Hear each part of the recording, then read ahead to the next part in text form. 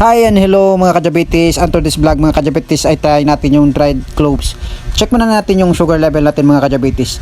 So ang sugar starting level natin mga kadiabetes ay 114 mga kadiabetes. At sa mga hindi nakakalam sa dried cloves mga kadiabetes ay isa siyang common na medicinal na halaman o bulaklak na galing sa Indonesia. At ginagamit siya sa mga pabango ng kanin, sa mga bakery at pabango ng mga ulam, at kilala rin ito na nakapababa daw siya ng sugar.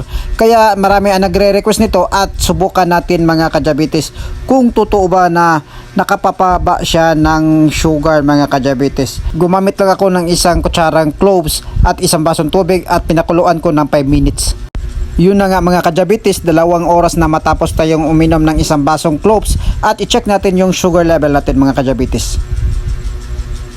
99 yung resulta sa sugar level natin mga kadiabetes.